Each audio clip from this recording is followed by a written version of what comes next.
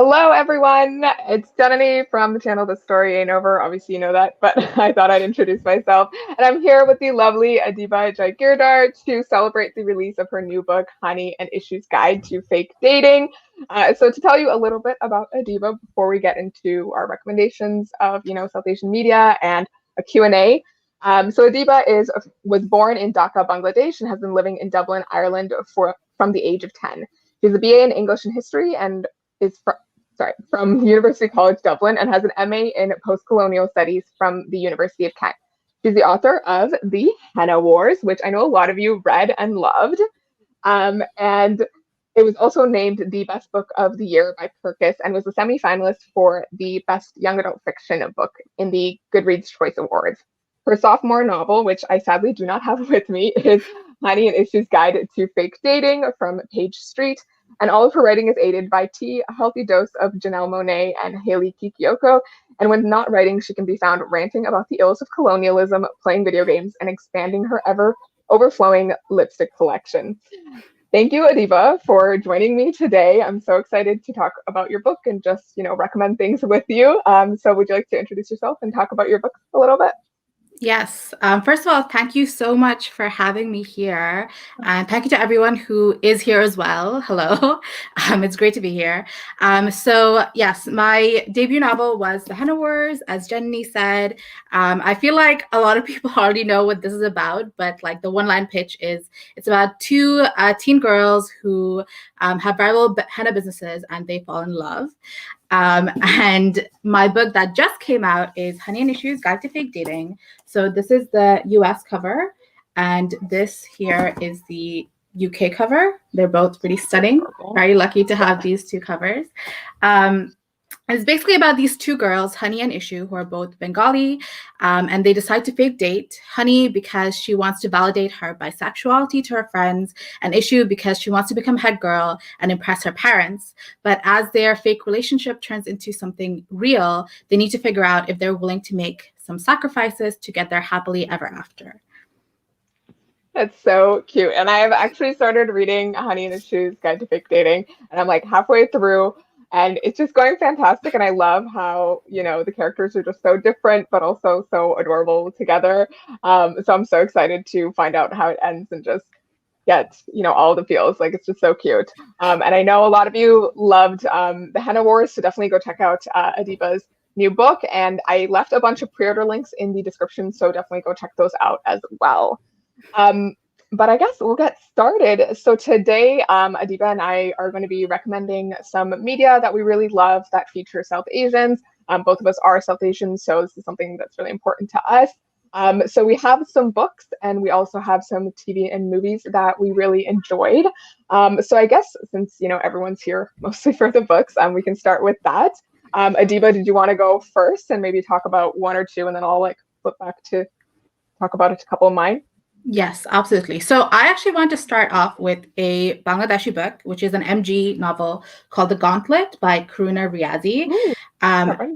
Yeah, it's so good. It's actually the first time I read a book with, a Bangladeshi protagonist. So it was really, really important to me. It was the first time that I felt seen as a Bangladeshi person. And it's basically about this girl who gets a birthday present of this board game called The Gauntlet of Sand. And I can't remember the exact name of the game, but The Gauntlet of something.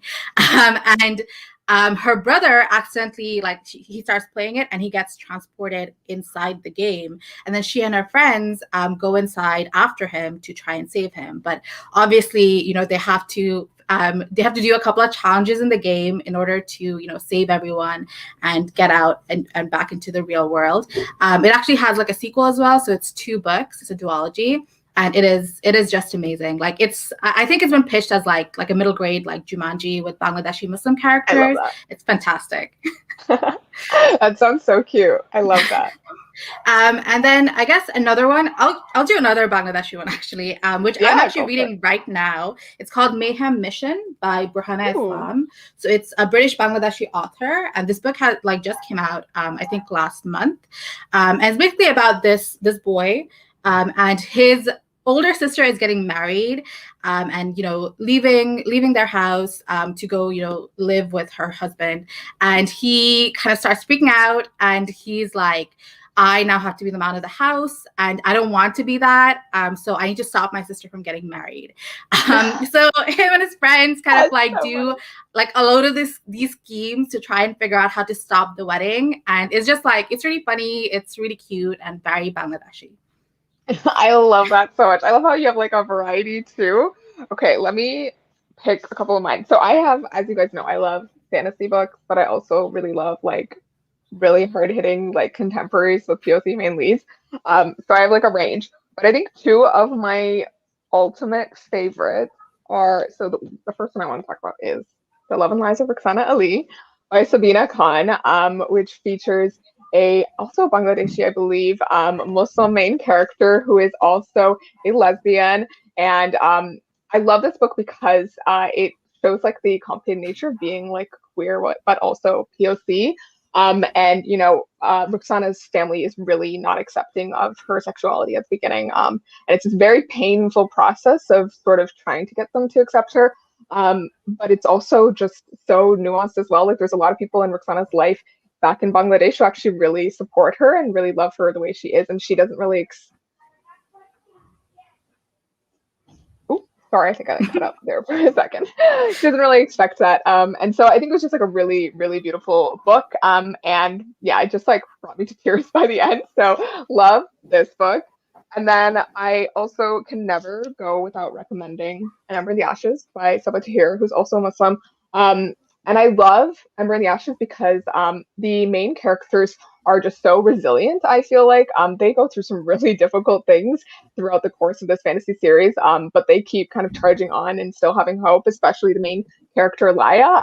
So I just love this series, and it also has just some really epic scenes and really epic villains as well. Like if you like Game of Thrones, I feel like this is one of those fantasy series that actually really comps to it because of how brutal the world is.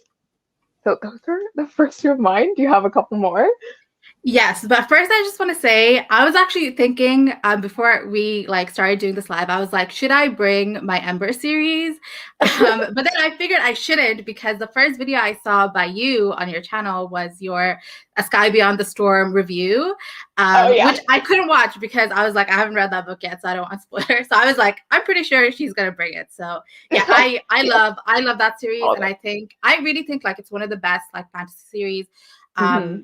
Honestly, one of the best YA fantasy series, like period. Yeah, Like Sabaa for sure. Tahir, her writing is just amazing. I think Impeccable. you actually have this one. I So, do. That's the one I haven't read though.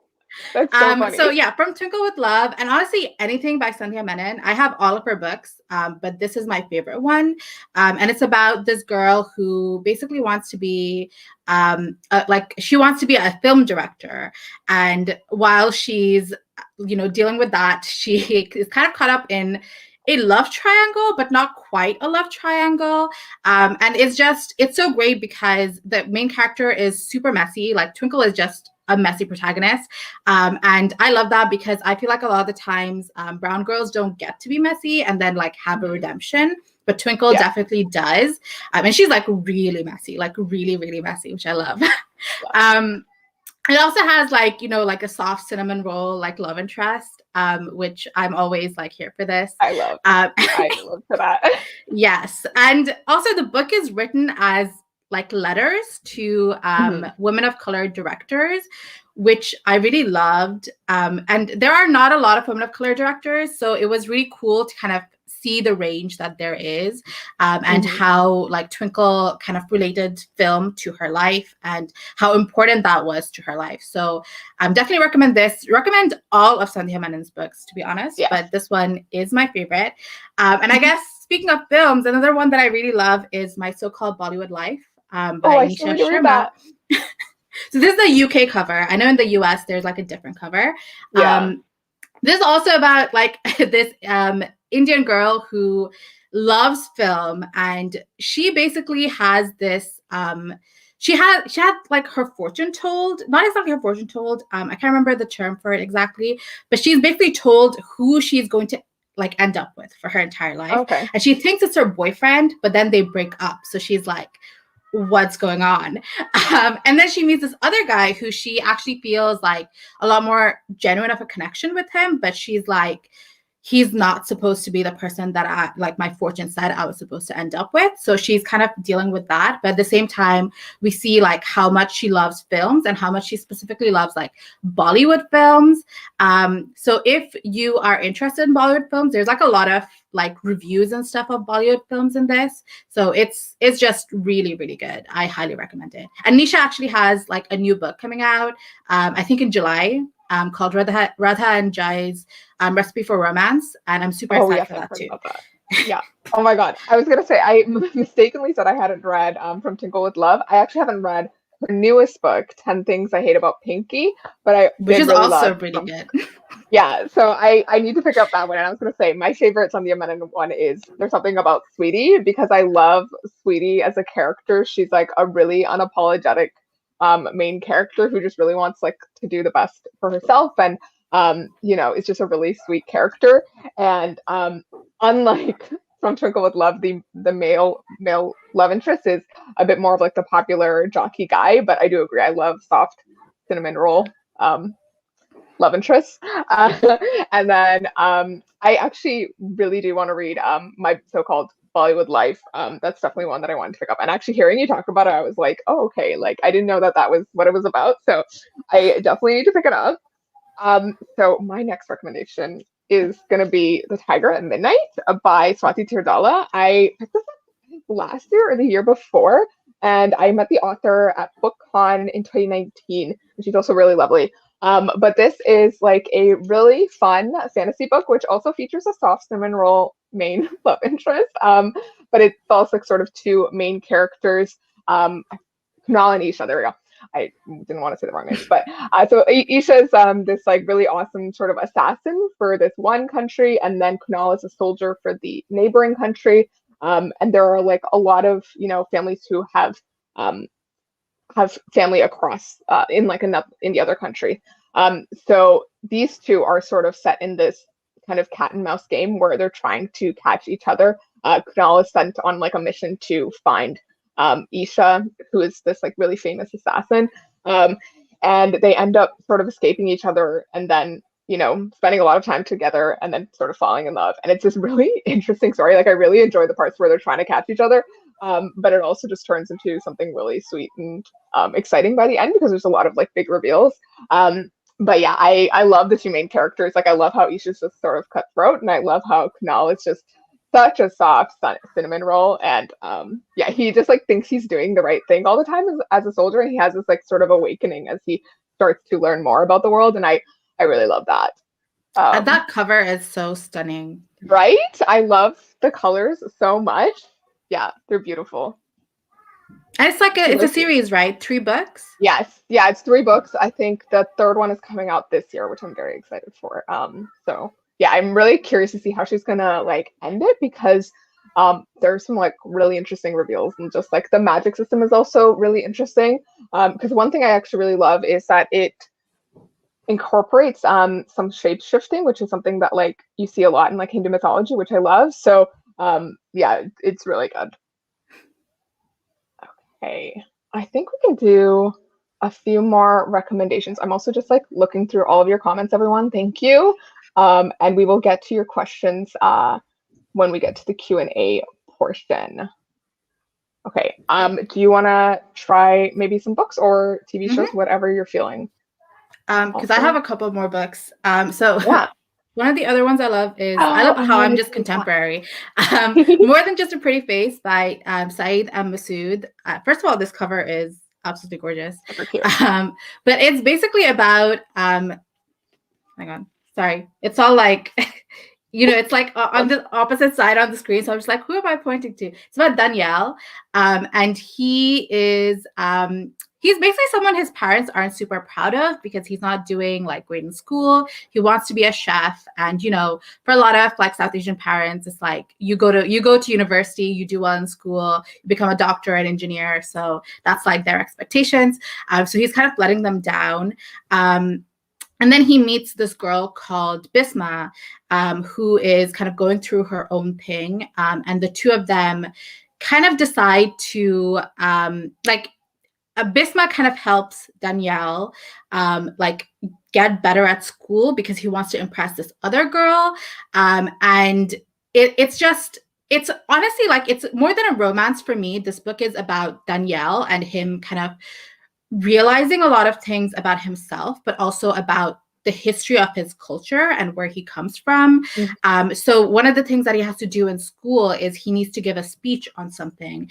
And his teacher asked him to give a speech on Churchill. So, if you know about South Asian history, you probably know that Churchill is, a pretty horrible person, responsible for a genocide in the Bengals.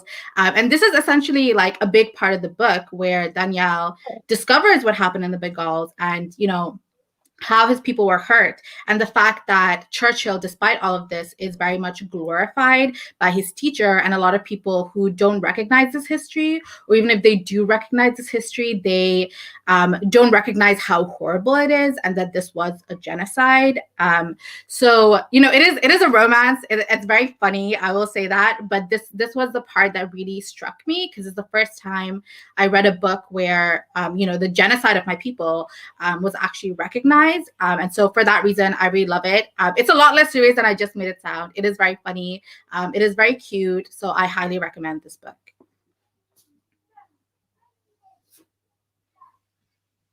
Sorry, guys. I keep cutting out every now and then. It's okay. Don't worry. But yeah, I totally agree. I think that's so interesting, and I really want to read it now because I feel like we, don't talk about that stuff very often. So yeah, that's really exciting. Okay, my next one is gonna be from one of my favorite authors, which is Roshni Chokshi. Roshni is half Indian and half Filipina. And Star Touch Queen is such a beautiful, beautiful book. It is kind of a retelling of Hades and Persephone, that whole myth, but with a Indian Hindu mythology twist to it.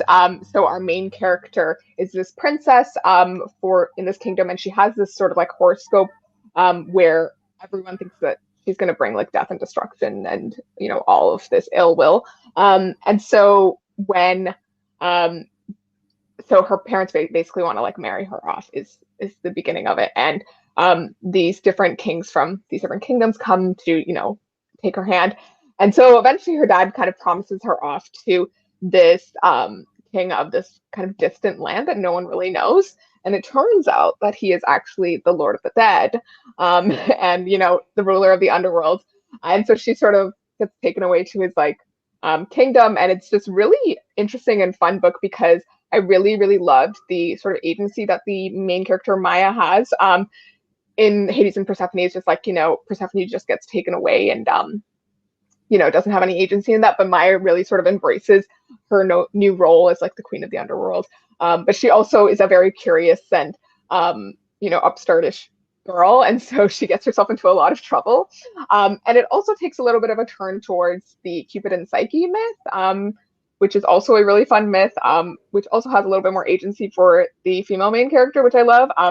So yeah, Maya in this one, she does some really fun things towards the end of the book, and there's also a talking horse in this book as well, which I really loved. It was a really fun character. So yeah, there's just a lot of things going for it, and it was just really fun to me, and I also just really like the romance as well. I love Roshni Chokshi. I love the Arusha series, so I definitely have to pick that one up. So yeah, it was actually another one I had. I'm reading this. Actually, I just finished the second book, and it was just fantastic. I haven't read Middle Grade in a really long time, so it was really nice getting back to it. And it's just so fun because it's based off of Hindu mythology, and so it's a lot of the stories that I grew up hearing and characters that I've known growing up. And so I was oh, this is so cool. It's different. Reading all of the series from before, Percy Jackson, even I really enjoyed because I knew Greek mythology vaguely, but this was just even more exciting because I just got to see myself. And I actually gave the books to my little cousin who's 9 now, and she started reading them, and I was this is giving me life. So yeah, it was really nice. Okay. That might go very nicely into my recommendation, my next recommendation, which is Oh, The Serpent yes. Secret by Santani Dasgupta, because I feel like it has a lot in common with Arusha, because, you know, Arusha is based on Hindu mythology, and this is based on, well, not mythology, but it's based on Bengali folk tales, which I grew up with, which were called like Takumar Juli and, you know, other different folk tales as well. So they were very, very familiar to me. And this book basically follows this girl called Karan who on her 12th birthday comes home to find that her parents have been kidnapped by some Rakush. And if you don't know what Rakush are, they're kind of like demons. They're Bengali demons, and they like to eat everything, especially people. So Kiran has been told her entire life that she was an Indian princess from a magical land, but she obviously did not believe them. But then, you know, when this happens on her 12th birthday, she's like, oh crap, my parents were telling the truth. And then these two princes from the kingdom beyond come to rescue her from the Rakush, but Kirimala doesn't need any rescuing.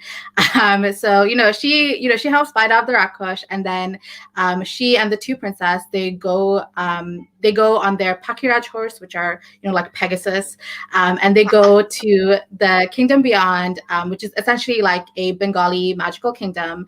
And once they're there, she has to try and rescue her parents from her real father, who is the Serpent King.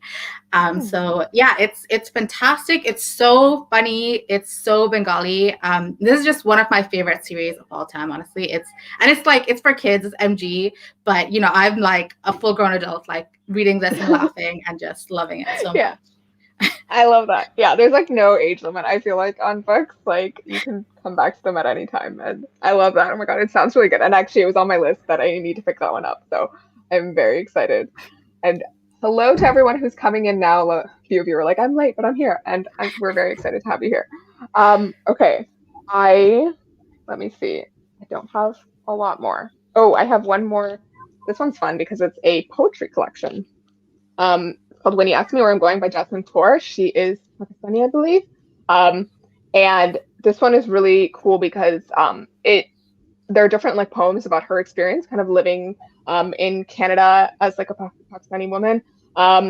And there's also parts where it's also like narrative, and there's like these two characters that are kind of fleeing Pakistan after one of the characters is sexually assaulted. And so it sort of deals with that as well.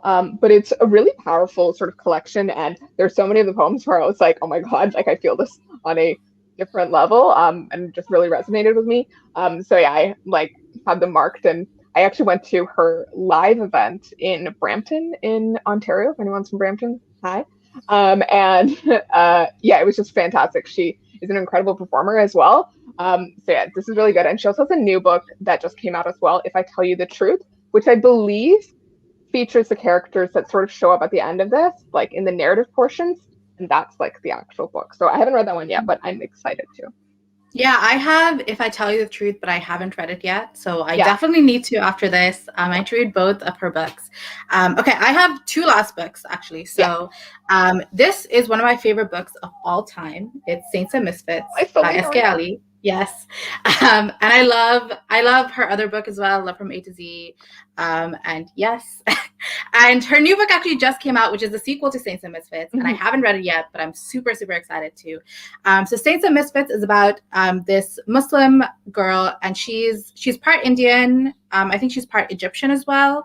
And she is basically at the beginning of the book, we see her getting sexually assaulted by somebody who is very well respected in her religious community.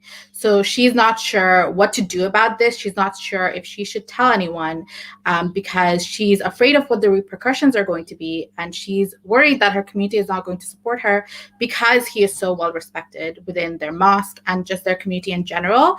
So throughout the book, she's essentially trying to deal with what she should do about this, how she should deal with what she's feeling, if she should tell someone. And yeah, that's just the book. It is a bit heavy, obviously content warnings for this one, but it is fantastic. Like, I remember I was reading this like on the Lewis, which is the tram in Ireland, and I was listening to the audiobook, and I was literally like bawling, crying, and people were looking at me like, "Are you okay?" And I I was like, "It's just I've definitely done that in public. Yeah, it's amazing. I love SK Ali so much. Yeah, and my last recommendation is The Light at the Bottom of the World by I London Shell. Yeah, it's really, really good.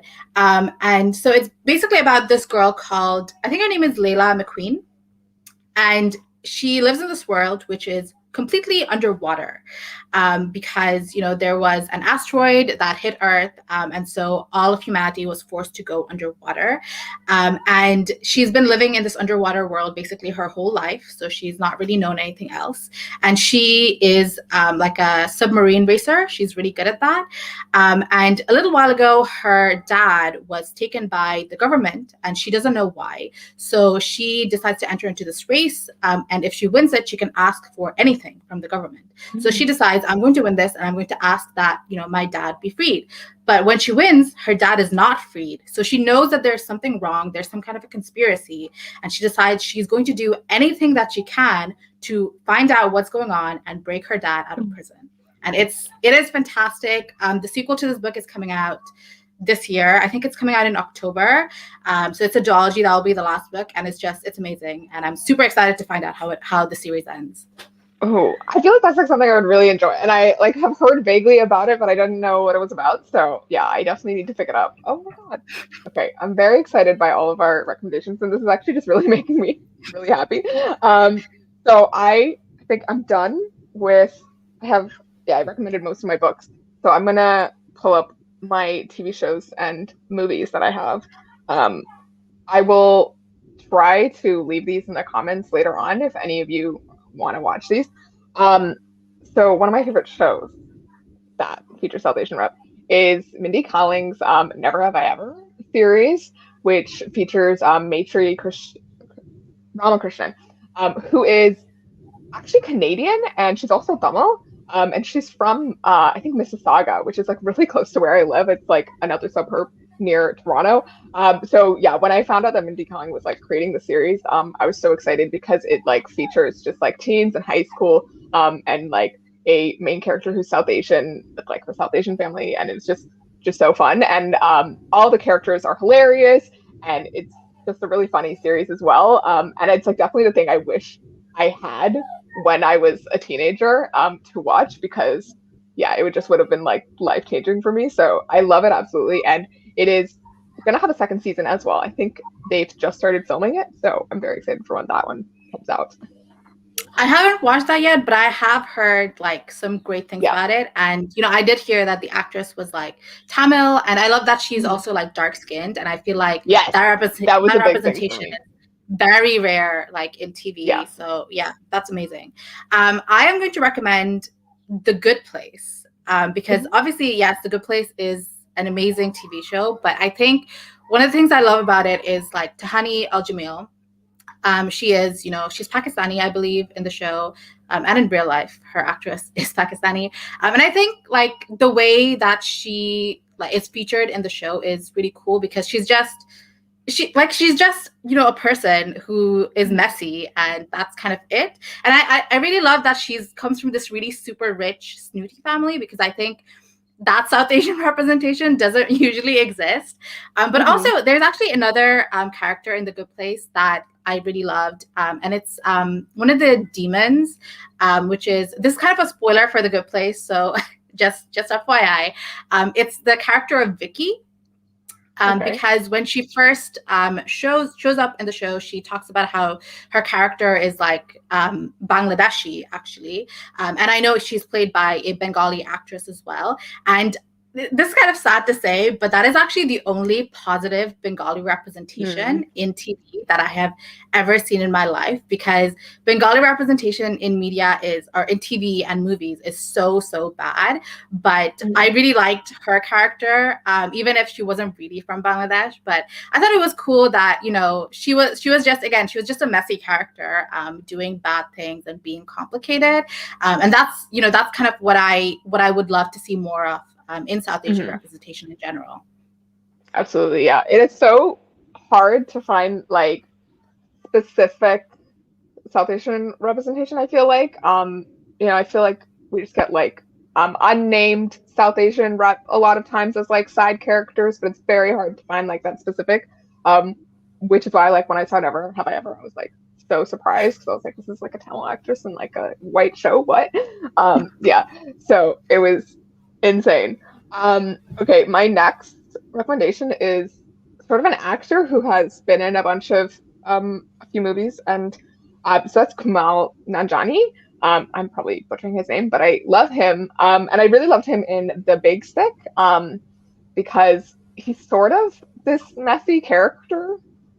He is sort of like figuring out his life. He drives Uber, on the side, and he ends up falling for this girl. And I think I watched this so long ago, but I remember really loving it. I think something happens to her and she's like in the hospital for an extended amount of time. And so he ends up forming this really cute bond with her parents. And she's white. And so there's like the cultural differences there. But I think just it was like this really like positive representation of him and just like being like a regular guy and being a main character, which I really loved. And then the other one I really loved that he was in was The Lovebirds with Issa Rae. I And it love is that movie. so good. It is like one of those like genre bending movies where it's like a romantic comedy, but also like really a comedy, but also like a thriller. And so yeah, they're this like really complicated couple who aren't really connecting anymore and are really tired of each other in a lot of ways, and they've been together for a while, and then they end up sort of getting framed for a crime and end up on the run. And it's just funny because they, talk about how like the black and brown person are like running from, the law and no one's going to believe them. And it was just so much fun. And I just really enjoyed it. And then I'm just so excited by Kumail Nanjiani because he's also going to be in the Eternals, Marvel's Eternals. And it's going to be like one of the first South Asian like superheroes on screen, on like the big screen. So I'm super excited about that. And I refuse to watch any of the teaser trailers because I don't want to get spoiled, and like I just want to like see everything fresh because I love Marvel movies. But I have heard rumblings that there's going to be like stuff set in India, and I've heard that his like costume is great. So I'm just like really excited in general. So yeah, that was my next recommendation. Yeah, I love The Lovebirds so much. Like, I feel like I am the kind of person who doesn't often laugh out loud while watching something, but The Lovebirds, I was like laughing constantly. It was so funny, so good. So my next one is called this is an older movie, but it's one of my favorites. I love it so much. It's Better Like Beckham, which is directed by can't remember her name, but she's a South Asian director as well, and she's done like a lot of really cool movies. She would definitely be like a dream director for me, for one of my movies if that were to ever happen. So Gurinder Chadha, that's her name, Gurinder Chadha. So Bend It Like Beckham, if you don't know, it's basically about this girl who loves playing football, but her family have certain expectations about what she should be like as an Indian girl, and she's just kind of grappling with her family's expectations with what she wants to do, which is play football and be really good at football. And she also is like having feelings for her coach, who is a white guy, so not Indian. And it's so funny, and I feel like it's one of the first kind of pieces of South Asian representation that I like ever saw, that probably like ever really existed in like Western media in that way. And yeah, it is amazing. And Parminder Naga, who is the actress for the main character, is just amazing.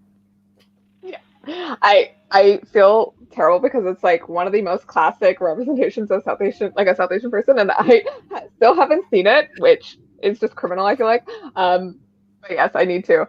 I know my sisters really love it, and it's like a classic. So I definitely need to watch it soon. Um, okay, my next one is a very recent one, which is Amita Suman in Shadow and Bone.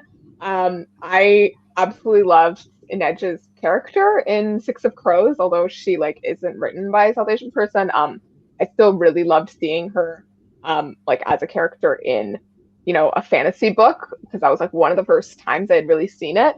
And I was just so excited by it. So getting to see her on screen, the actress herself, I think she's from Nepal. And she is just so fantastic and really embodies the character, but also yeah, it just made me so happy seeing her on screen. She's, more on the darker skin side, which was really important to me. And yeah, I just was so excited by that. And I know a lot of people loved her performance. Although that show does some really strange things with race in like the show itself, Amita Suman was fantastic. Like, she was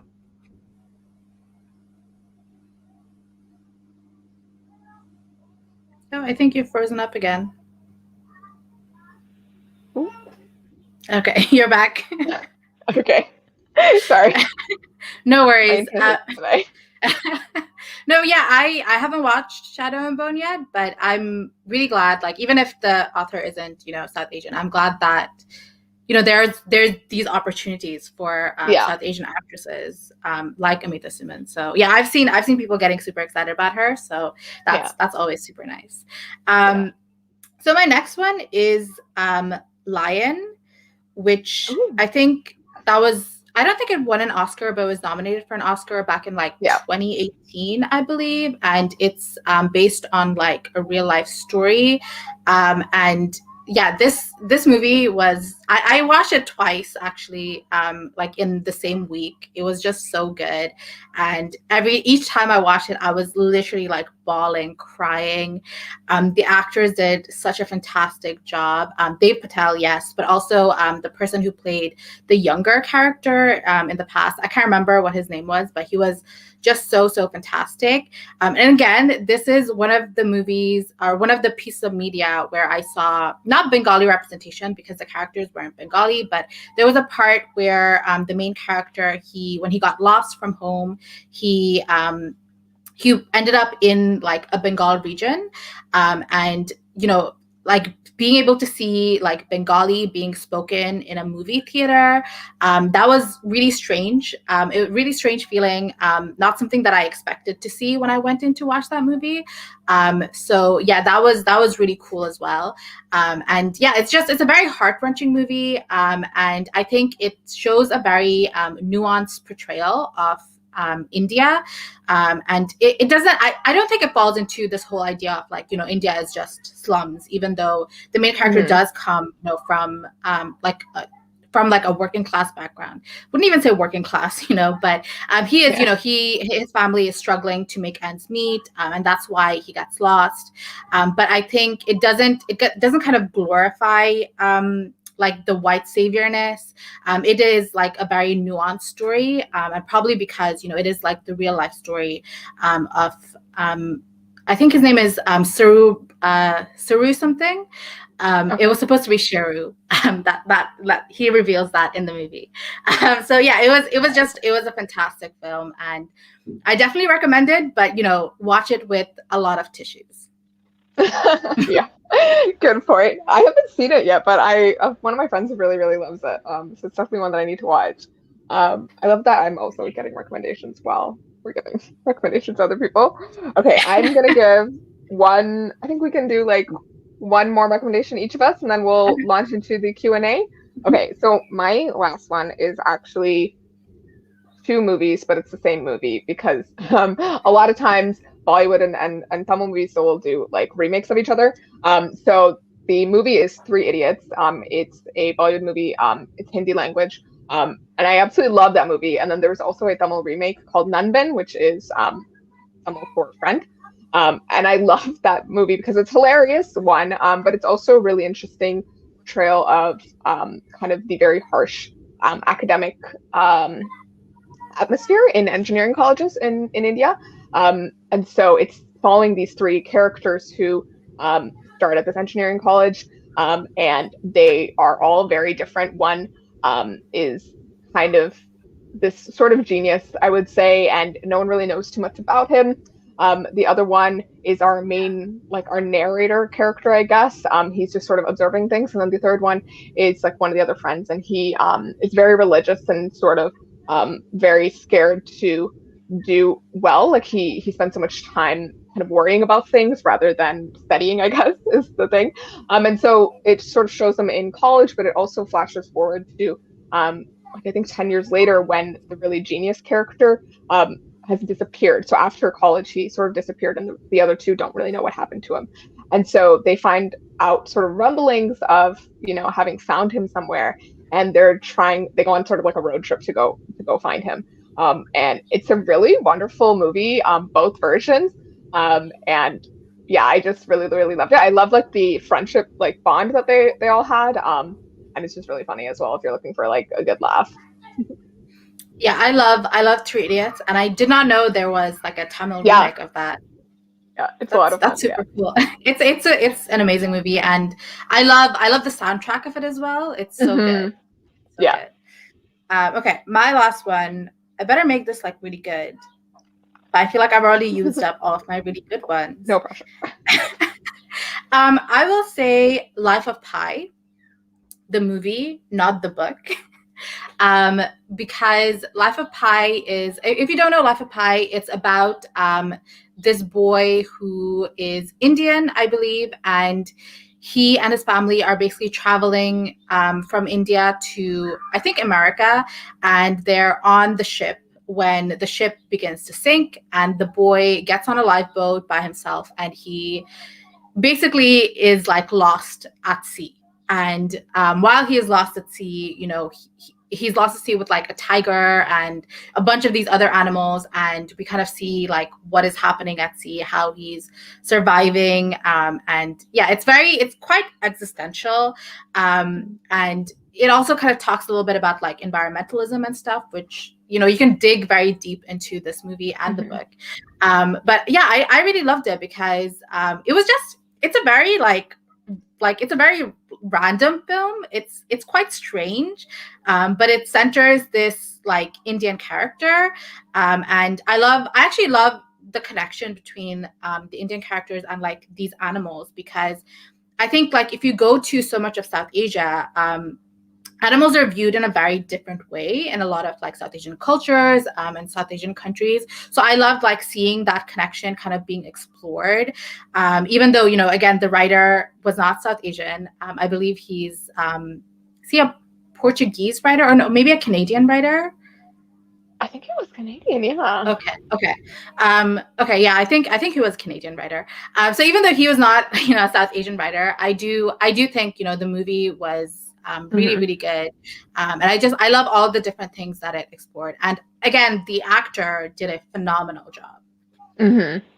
Yeah, that's one thing I really love. Like, despite, you know, having these stories that get adapted that are not by South Asian like authors or whatever, like at least the actors who like bring life to those stories, like I love seeing that sort of representation on screen. I think it's still really important and exciting for all of us. Okay, but I loved getting all of these recommendations, and I hope you guys enjoyed that as well. I'll try to leave a list of like all the books and TV shows and movies that we recommended in like a comment or in the description after the live, so you guys can go check them out. But now we're going to get into a little bit of a Q&A. So I have some questions for Adiba about HANI and ISHU'S Guide to Fake Dating, but I also know a lot of you have some questions, so I'm just going to go through these comments from like the beginning and see what you guys asked. And then we'll get into it. Okay, so this is just sweet. So I just wanted to put this on screen for you to see, Adiba. Oh, thank you so much. I really hope you enjoy the book. Yay. Okay, thank you guys all for like showing all of your love. Yeah, thank you so much for coming and watching. Oh, this one's fun. Is there going to be a new book from Adiba soon? I know you just had one out, but yes. Yes, I have a new book coming in 2022. I'm not sure like what month, but actually I will be revealing the cover for that in June. Ooh. So look out for that. It's a very beautiful cover. Yes. And a slight detour from what I usually write because this is a historical. It's called A Million to One. It's about 4 girls who board the Titanic in 1912 in order to steal a rare jewel-encrusted collection of poems by Omar Khayyam called the Rubaiyat. And it's still sapphic. It does have South Asian representation, but it's a bit different from what I usually write. Adiba, that's so cool. I love how you're like prefacing it like, oh, it's so different, but that sounds awesome. So I feel like anyone will be excited to read it. Go check out Adiba's like Twitter and Instagram in the description as well, so you can go follow her and see when she posts about the cover reveal, and also try to repost it because especially since you said that the cover is gorgeous. Okay, let's see. Writing advice for queer characters and representation. Difficult question. I would say like if you are queer, or actually even if you're not queer, or whichever one, it's just about like doing your research and coming at it from a point of like nuance and knowledge, because you can be queer and you can still get it wrong, and you can be not queer and you can get it right. So I would say just approaching it from the point where you look for that kind of knowledge that you might be missing. Speak to queer people, read other queer books, see what is missing and what is there, and kind of build off of that, because I think all books are in conversation with each other. So the more you're aware of what the conversation is, I think the better of a book you will write. I think just always with representation in general, I try to approach it from that place of knowledge, and from that place of having conversations with people who have these marginalizations, and just asking questions and trying my best to write it in a way that feels real. And also another thing is having touchstones. So, if you are not queer, I think this is really important that you have friends or family who are, so that you are writing for them. And so you are less likely to actually get this wrong, because you don't want to write representation that is harmful to your friends and your family and to people that you know. So I think it can be very important to have those touchstones to go back to. That was a really good answer. And I love what you said about like having the touchstones, like people in your life, like how would they, respond and feel about this? I think that's really good. Okay. This next one is a couple questions. So is there a way to buy the book internationally that supports the most? Sorry. So I don't think there's any specific place you buy from that supports me the most. Obviously, it's better if you buy from independent bookshops, but also like just brick and mortar bookshops in general, always better than buying like Amazon. So I think just try to buy locally, because I get my money, but also the booksellers and people who own the bookshops, they get money as well. So you're supporting the book business in general. So that's what I would recommend. And when picking music to set a scene to, do you write first, or are some scenes inspired by music you love? So I don't really pick music that I set a scene to, because I usually I filter through songs as I'm writing a book. So sometimes it's just like I have a song on repeat while I'm writing a book. So I'll just be like, okay, let me just put this onto my playlist because I listen to the song a lot. And it's not necessarily having anything to do with the book. I just like that song. So I don't, I don't think music and scenes that I write are that correlated. Usually I use music to help me get into the voice and tone of my book, but they're not that directly linked. But thank you, Sean, for coming and for the question. Awesome. Okay, this next one is from Raita Amin, and she says, or they say, hi, I absolutely love the HENNA Wars. I read it right before Eid, and so the HENNA part was super impactful. And my question to Adiba is, how are the receptions of your book from Bangladeshi? So I'm not sure, because I don't know, or I haven't interacted with that many Bangladeshi people, but in the book community, I feel like Bangladeshis and also Bengalis, they have been very receptive to it. I've heard from a lot of Bangladeshi people who have really connected with the book and who, kind of found representation maybe for the first time in their life, because unfortunately there is not a lot of Bangladeshi representation in books. Outside of the book community, I'm not really sure. Like there hasn't really been anything, I guess, that I've seen. So yeah, I'm not sure exactly. I'm curious, so like how did like your family or like anyone you know in your like community, how did they react? So my Oh, I caught up. family are not like big readers. So yeah, they're just kind of whatever about it. My mom did, like, she took one of my copies of the HENNA Wars and she read it, and she's been telling people about it, but that's like basically the most. My brother, like, he bought a copy of the book, but he hasn't read it. He's like, I don't read these books. So for my family, they're not like big readers, so I guess they support in the way that they can. From the Yeah. general Bangladeshi community, I feel like Bangladeshi people, they can kind of be like, oh, like, I know this person and they're an author, Yeah. but then they'll never like buy the book or actually read it. So that's kind of what it's been like. Oh my God, I love that because that's like I feel like that's a common experience for a lot of South Asian people. Like they're just like, oh, you did a cool thing. Okay, that's nice, but you're not a doctor. Like, like they're not super like they don't overshare praise, that kind of thing. Like Mhm. they're proud of you, but they won't really express it. But Yeah. yeah, that's hilarious. Okay, this next question is from Maya, and they ask, Adiba, can you talk a bit about your journey to publication, drafting, querying, subbing, etc.? Yeah, so I have spoken a little bit about this before. So if you're specifically curious about my querying process, I actually have an entire blog post on my website. So I recommend checking that out. So just like, I guess, the TLDR version, I started drafting the HENNA Wars in January 2018. I finished my first draft March that year. So it was pretty fast, 3 months. Then I did 5 revisions by myself. So this was just by myself, but also sometimes sharing with beta readers after each round. And after those revisions, I started querying. That was in September. And by November, I had an agent. So it was a very, very fast querying process. And that was actually because for a lot of reasons, but I think one of the reasons was because romcoms were very in at the time. Mm. Simon versus the Homo sapiens agenda, Love Simon, had just come out.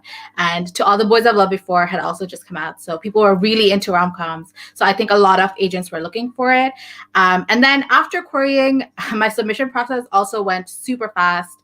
I went on sub the week after Thanksgiving in 2018, and I signed my contract in February, got my offer in January. So it was very, very fast. I think it was just timing.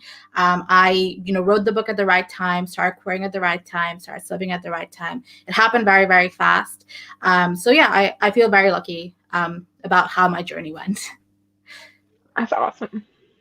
And I love you're like so quick with like the drafting and like I feel like it might have been like a bit of a whirlwind sort of process. Mm-hmm. But that's awesome. Okay. The next question is from Fauna, and they ask, how do you name your characters? Is it one of those things you simply decide before writing the book, or does it involve a lot of baby name websites? And also, they love your books. Thank you, Fanna. How do I name my characters? This is a really good question. Because I think this is one of the toughest things as a Bangladeshi person, because every name that I come across, I'm like, I have a cousin called that. So, I have like a family member called that. And will they be offended if I use this name? And I have had to use some names that are like my relatives, because I have way too many relatives, and it's difficult to avoid that. So, sometimes I do go on baby name websites. Sometimes I steal my cousin's names, because I'm just going to take it and maybe like change the spelling a little bit. And then also for a lot of characters who are not Bangladeshi, I have been an ESL teacher. So I know a lot of or I've met a lot of students from different parts of the world. So I feel like I've had exposure to names, if that makes sense. So, I've met a lot of people from different cultures. So I just have a lot of names in my head. So if I go on baby name websites, it's easier for me to kind of identify what names would work for people from like certain nationalities. So that's really helped me. But baby name websites, yes, I am there a lot. Yeah. I love that. It's so interesting, like how people come up with names. I know like a lot of people have like different processes. One author, I forget who it was, but they would like at signing lines, they would take like the names that appear on like the sticky notes that the booksellers put on the books so that they can easily This is sign a it really good or idea. personalize. Yeah. So they would collect those, like any of the names that they really liked. So that was interesting. I'm gonna have Okay. to use that in the future. Yeah. um Okay, this next one. How do you build your character's distinct voice in writing? I was actually really curious about this too because Hani and Ishu, they're like dual perspective and they're both first person. So how is it like kind of developing those different voices? Yeah, it's difficult. I think building character voice distinctively is one of the most difficult things as a writer. Again, for me as an ESL teacher, I think this helped me because you kind of have to learn when you're teaching English to second language speakers. You have to learn why people are having difficulties with certain like pronunciations or about different intonations from different cultures. So I think that really helps me kind of understand the different ways that people speak and identify the rhythms of speech. And that's kind of what I think about when I'm writing. So I don't know how exactly I do it, but I take all of that knowledge and it does help me kind of build those voices. So if you are trying to work on building voice and you don't have this ESL background, you could research, you could look at like the different people's rhythms, people's accents, people's backgrounds, and how that affects them. But also, I think just listening to how people speak and trying to identify the rhythm of their speech and how it might differ from somebody else's, that can be very, very helpful. Just listening and learning, I think, is very important for figuring out voice. That's a really good answer. All right. Um, okay, this next one is from Haya, and they ask, "What's your advice for people who are thinking of writing a rom-com?" I would say read a lot of rom-coms and watch a lot of rom-coms because there is a lot out there. And as I said, I think all books are in conversation with each other. So if you can figure out, what you want your rom-com to be in conversation with, then you're going to write a book that might take like tropes that already exist, like the fake dating trope, but reinvent it in a new way or join the conversation in a way that feels very effective and very new. Because I think that is something that is struggle. Rom-coms have been around for a long time. They're people's like favorite things in the world. So how do you go into a genre like that and reinvent it? Or how do you go into a genre like that and make it feel fresh and new? So yeah, I think you definitely need to do your research, read, watch, and then, think about how you can build on all of those blocks that already exist. That's really good. Yeah. Yeah, and I one of the things I loved about Honey and Issue is that like it's this, fake dating trope that we've seen like 1,000 times, but it's with like two like girls and like the sapphic story and Honey trying to validate her bisexual experience to her friends. And like that was just such a like cool hook and I absolutely loved it. And it's like just something that we haven't seen before. So it was a lot of fun. Thank you.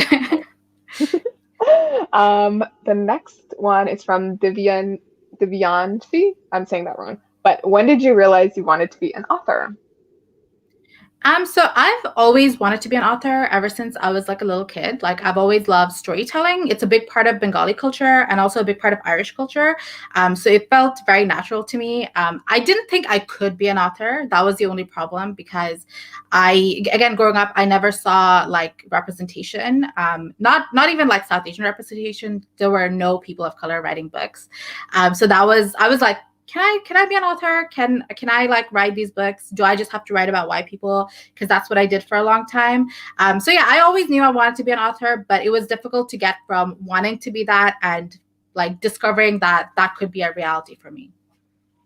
Yeah, that really makes sense. And I think I talked to a lot of my friends who like you know, we all grew up like not really seeing ourselves in media or like books and stuff. And so some of us who like write, we all started out writing like white characters because we just hadn't seen, like we didn't conceive of the fact that we could be in, you know, stories.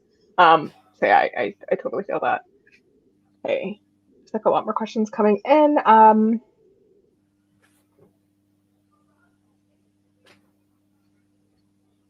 Sana also asks, I love how Adiba's writing process takes help from her being a teacher too. Oh, that's cute.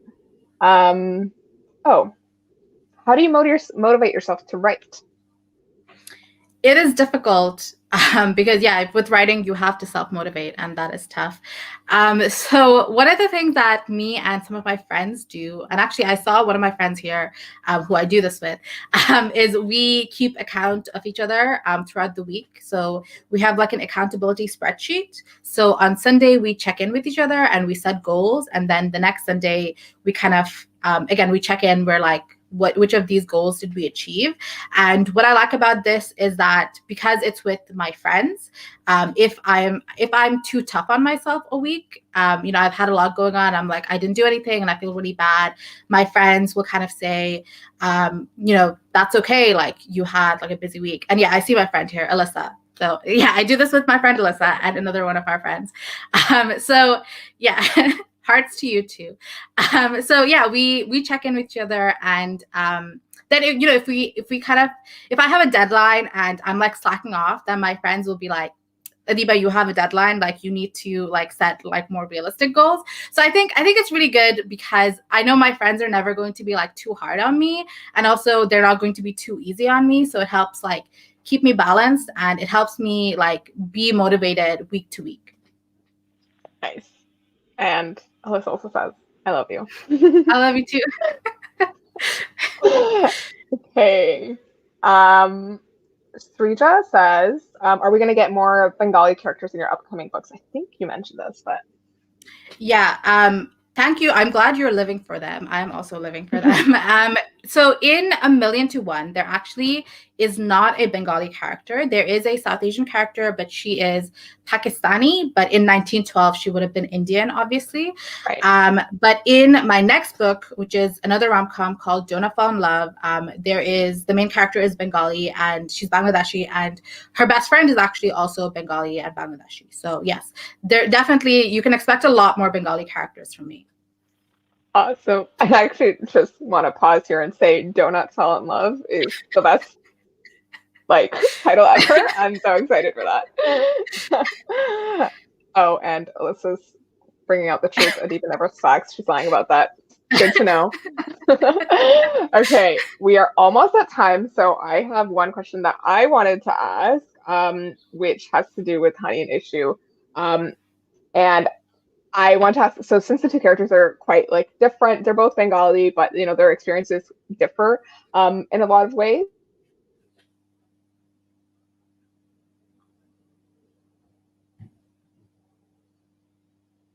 I think you're froze again. Am I back? Yes, I think so. Yes, you're back. Okay, sorry. My question was, since HANI and Issue are a little bit different, like they're both Bengali, but they have like different personalities, do you feel like you are more like one or the other, or do you feel like certain aspects of your personality are in both? So I think I am like both HANI and Issue in a lot of ways. So when I was younger, when I was a teenager, I was almost exactly like HANI because I was definitely that person who felt like I was like too much and I wanted to minimize myself and like fit into like, you know, whatever like group I was within. Because like, you know, like HANI, I, you know, grew up with all white friends. So it was difficult for me to kind of be or, you know, accept my culture and accept my religion. And then as I grew older and I kind of distanced myself from more harmful people and I grew closer to my culture and my religion, I think I became a lot more like Issue, where, you know, I don't really take people's bullshit and I don't really like I'm just like, I just, you know, I'm blunt. I say what I like, what I feel like, but I'm not quite Issue level, I think. So I would say, you know, I'm still like halfway in between HANI and Issue, but I was definitely very much a HANI when I was younger. I love Which one do you think you're more like? Oh, that's a good question. I think I'm like both. I feel like each of them is like it depends on how I'm feeling. Like sometimes I'm an issue and I'm like I don't care what anyone thinks. And I also swear as much as issue does. Not on my channel, but in real life. Um, and then I'm also like honey because I do sort of care a lot about what people think sometimes. And I like have done a lot of things to sort of fit in. But yeah, I sort of feel what you were saying that like when I was younger, I tried to be a lot more like honey. And as I've aged a little bit, I've give less. Um, I care less. I could Like tell you issue wanted does. to curse there, but you're like, no, I need to not curse on my Yeah, channel. I'm not gonna. I do curse sometimes on my channel, but yeah. Um, I'm keeping the honey's house rule of not swearing in the house. Okay. So for now. Okay, I'm gonna take one last question from you guys, and then we'll end off. So this is from Haya, and they asked, "Have you ever gotten writer's block? And if so, how did you get out of it?" So I think with writer's block, the most important thing is figuring out why you have writer's block, because it can be for a lot of different reasons. Like maybe you're writing something that is not really connecting with you right now, or you're overworked, or maybe you need to figure out a different way to write what you're writing. So all of them require a different solution. So I would say, first of all, figure out what the problem is. And then depending on what the problem is, it has a different solution. So if you're overworked, you just need to take a break. It can be a short break, like going for a little walk and then coming back, or it can be a long break, like taking a week off, and maybe refilling the well, reading, watching Netflix or whatever. And if it's not that, if it's like maybe what you're writing, you might need to put aside what you're working on and do something different for a little bit, or you might need to rethink what you're writing. And for that, I would say brainstorm, or, talk to your writer friends and just like lay out your problems. And usually, like, I find if I'm on the phone to my writer friends and I'm like, please help me. And then I will tell them all my problems. And while I'm telling them, I will have figured out what the problem is and like the solution. And if that doesn't happen, hopefully your friends will be able to help you. So yes, figure out what the problem is, and then, you can find the solution. That's a really good answer. Okay, thank you guys so much for joining us today, for putting in your questions and showing us love in the comments. And thank you, Adiba, for joining me today. You guys should definitely go check out the order links for Honey and Issues Guide to Fake Dating. It is fantastic. I know you guys are gonna love it. And also there's a link to the HENNA Wars as well if you want to pick that up. And Adiba, any last words? Yes, I just want to say, thank you for everyone who showed up, and thank you to you for having me on your channel. It was really great speaking to you and connecting with everybody here. So just thank you.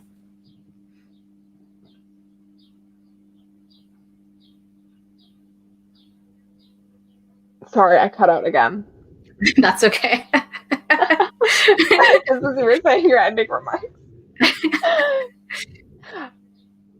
So yeah, I apologize for anyone who's watching and saw me cut out like 10 different times, but thank you all so much for coming. And I hope you all will get Adiba's book, and hopefully, we can do something like this again for one of Adiba's future books. But yeah, thank you all so much, and see you later. Bye. Bye.